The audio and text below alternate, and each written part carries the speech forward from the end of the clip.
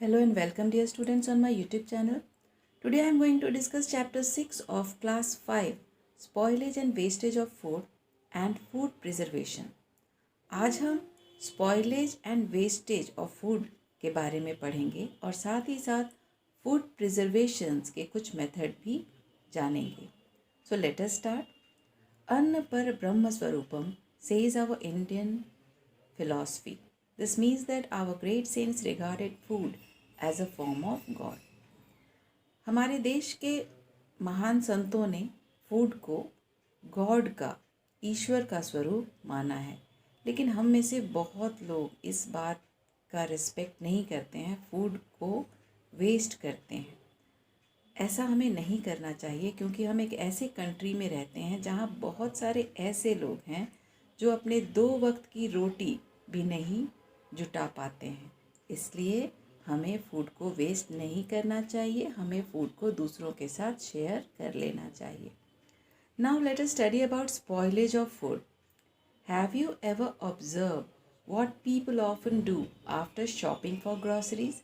क्या आपने कभी ऑब्जर्व किया है, देखा है कि जब लोग ग्रॉसरीज की शॉपिंग करने के बाद आते हैं तो वे क्या करते हैं?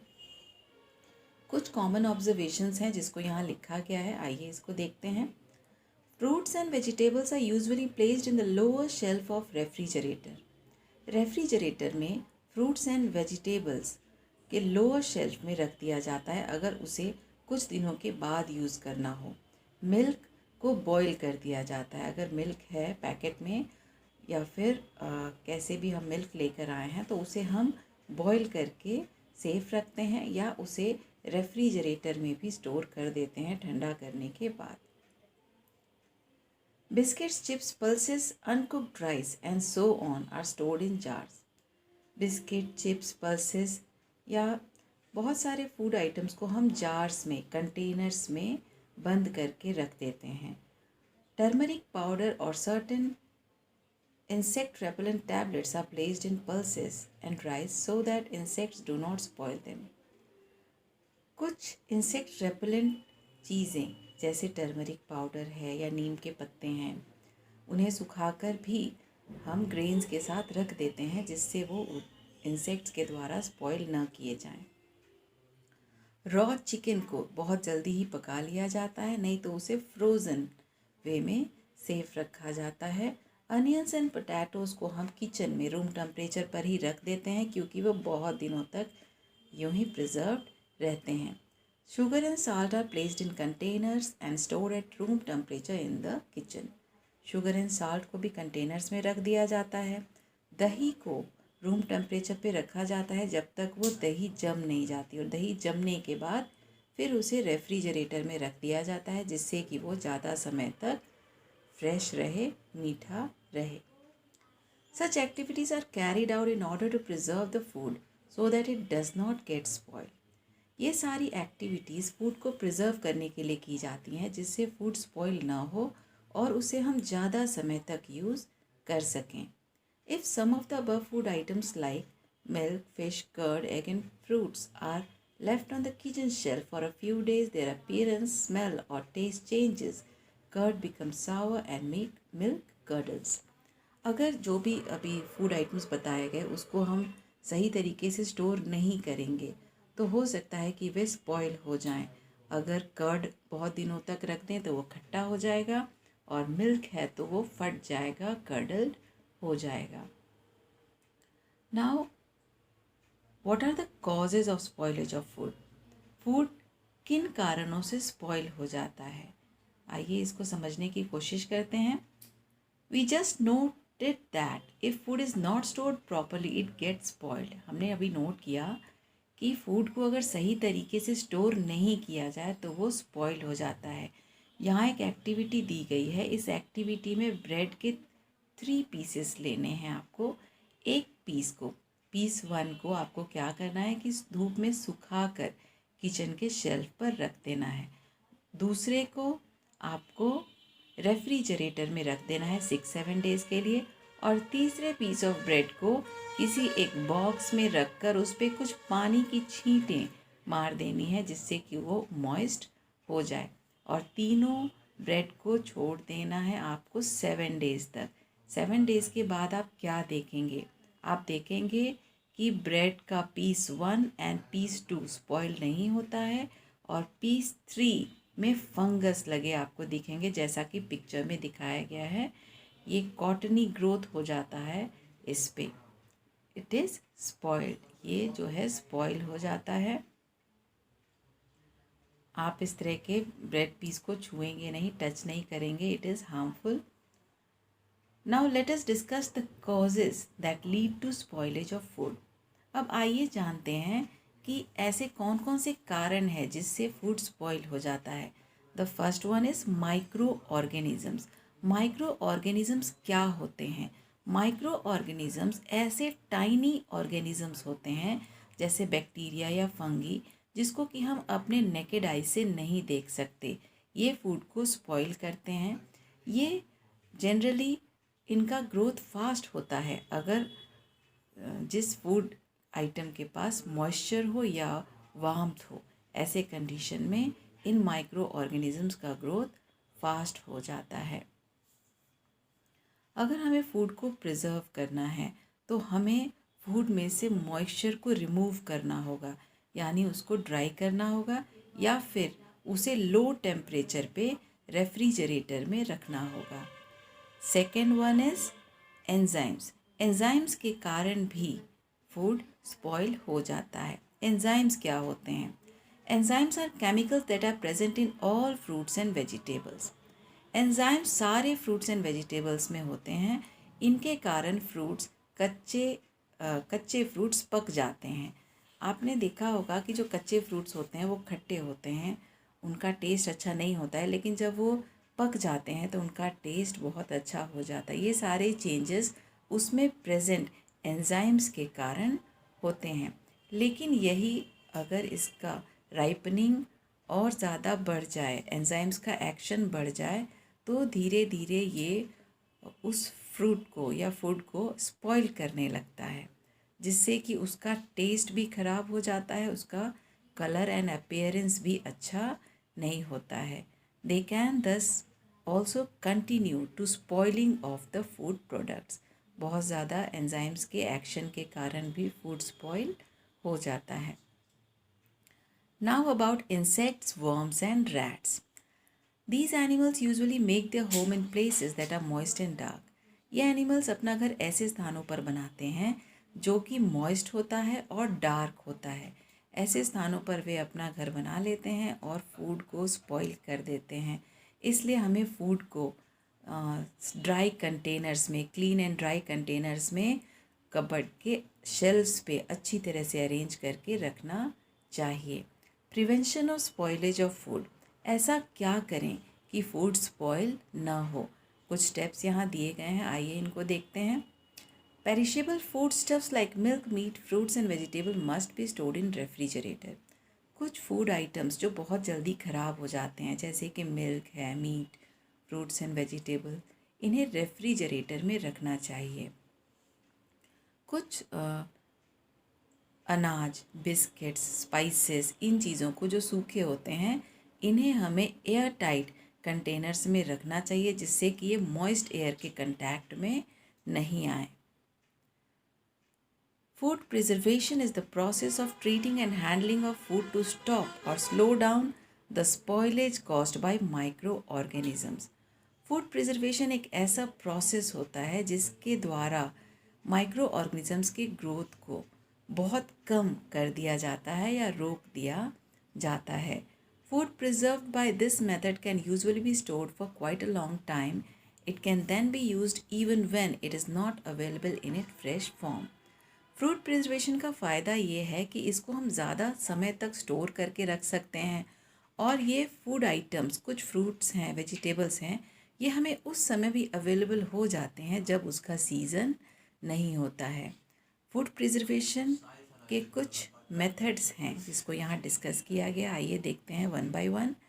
First one is dehydration.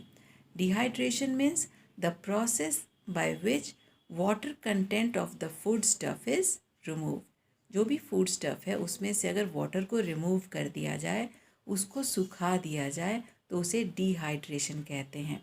और इस प्रोसेस के द्वारा बहुत सारे वेजिटेबल्स एंड फ्रूट्स को प्रिजर्व किया जाता है।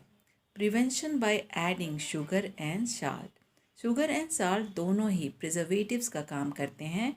ये फूड में से मॉइस्चर को निकाल देते हैं, जिसके कारण वहाँ माइक्रो ऑर्गेनिजम्स का ग्रोथ नहीं हो पाता है।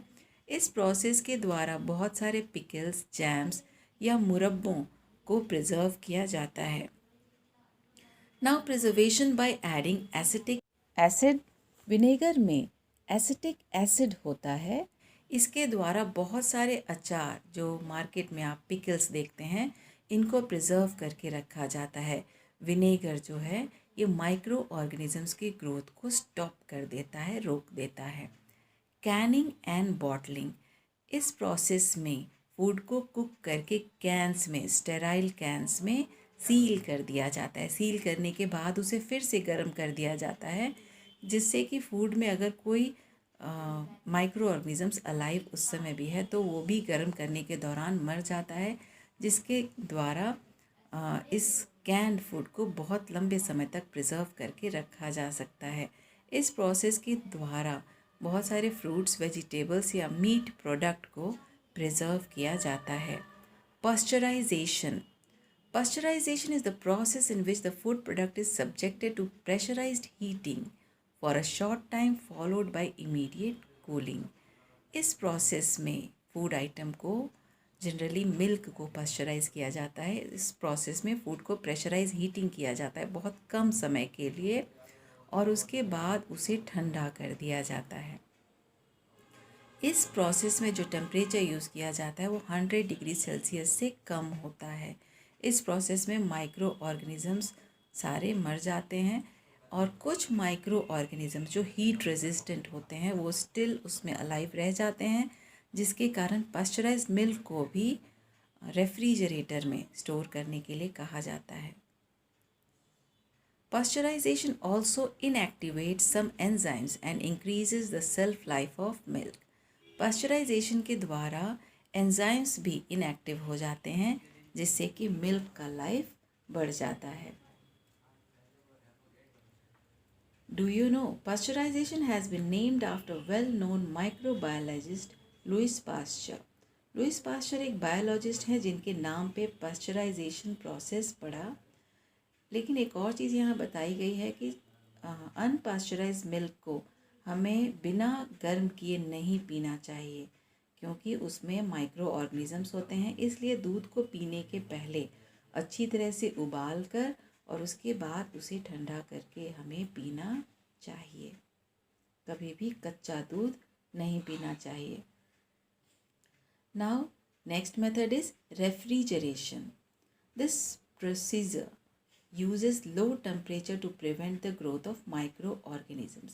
आपने अभी पढ़ा है कि माइक्रो ऑर्गेनिजम्स की ग्रोथ के लिए वार्मथ की ज़रूरत होती है, लेकिन अगर फूड प्रोडक्ट को लो टेम्परेचर पे रख दिया जाए तो माइक्रो ऑर्गेनिजम्स ग्रो नहीं कर पाएंगे और फूड हमारा ज़्यादा समय तक प्रिजर्व रहेगा। साथ ही साथ एंजाइम्स भी डीएक्टिवेट रहते हैं लो टेम्परेचर पे, जिससे फूड का लाइफ बढ़ जाता है। Vacuum packing. इस मेथड में फूड को पैक करते समय उसमें से एयर को रिमूव कर दिया जाता है। इससे पैक्ड फूड आइटम में ऑक्सीजन की कमी हो जाती है, जिससे बैक्टीरिया या फंगी जैसे माइक्रो ऑर्गेनिजम्स नहीं ग्रो कर पाते। इस मेथड के द्वारा बहुत सारे नट्स, कॉफ़ी, चीज़ जैसी चीज़ों को प्रिजर्व किया जाता है। Do you know food containing fat and oil change their smell and taste and become rancid in the presence of oxygen. कुछ ऐसे फूड आइटम्स जो फैट एंड ऑयल कंटेन करते हैं उसमें रैंसिड बन जाता है ऑक्सीजन के प्रेजेंस में, जिसके कारण उनका टेस्ट एंड स्मेल दोनों चेंज हो जाता है। इसलिए जो कंपनियां इस तरह की चीज़ें बनाती हैं जैसे चिप्स हो गया या नमकीन हो गया, वो उनके पैकेट्स में नाइट्रोजन गैस को फिल कर देती हैं, जिससे कि वो रैंसिड नहीं बनता है और वो फूड आइटम ज़्यादा दिनों तक प्रिजर्व रहता है। Now importance of food preservation. Food preservation का क्या महत्व है, क्या लाभ हैं, आइए इनके बारे में जानते हैं। Food preservation is helpful in many ways. First one is it helps to maintain nutritive value of food. इससे फूड की न्यूट्रिटिव वैल्यू बनी रहती है. इससे फूड का लाइफ बढ़ जाता है, जिससे कि ज़्यादा दिनों तक हम इसको इस्तेमाल कर सकते हैं. इसके कारण फूड प्रिजर्वेशन प्रोसेस के कारण सीजनल फूड हमें सीज़न के बाद पूरे साल अवेलेबल होते हैं. It decreases wastage of food by preventing decay और स्पॉइलेज ऑफ फूड. इसके द्वारा फूड का वेस्टेज कम हो जाता है. It helps in adding variety to the diet. For example, in some countries some fruits and vegetables cannot be easily grown due to unfavourable soil और weather condition. Their non-availability can be overcome through import of preserved fruits and vegetables from other parts of the world. इस process के द्वारा जब हम fruits and vegetables को ज़्यादा लंबे समय तक प्रिजर्व करके रख सकते हैं, तो हम इस तरह के फ्रूट्स एंड वेजिटेबल को एक्सपोर्ट या इम्पोर्ट भी कर सकते हैं और इसे ऐसे स्थानों पर इस्तेमाल किया जा सकता है जहाँ की वो फसलें, वो फ्रूट्स, वो वेजिटेबल्स उगाए नहीं जाते हैं. Now about wastage of food. At a party, you must have seen some people fill their plates with all type of food that is available without even thinking whether they will be able to eat it or not. कई बार parties में लोग बहुत ज़्यादा food अपने plate में भर लेते हैं, भले उसको वो खा पाएँ या नहीं, और जब वे उसको नहीं खा पाते हैं तो उसको वो डस्टबिन में डाल देते हैं, वेस्ट कर देते हैं. हमें ऐसा नहीं करना चाहिए, क्योंकि हमारे कंट्री में ऐसे बहुत से लोग हैं जिन्हें 2 वक्त की रोटी नहीं मिल पाती है. इसलिए हमें अपने प्लेट में उतना ही भोजन लेना चाहिए जिसको कि हम कंज्यूम कर सकें, या अगर हमने अपने प्लेट में ले लिया है तो हमें उसे खा जाना चाहिए. यानी कि take what you eat and eat what you take. This was all about the chapter. I hope you all understand.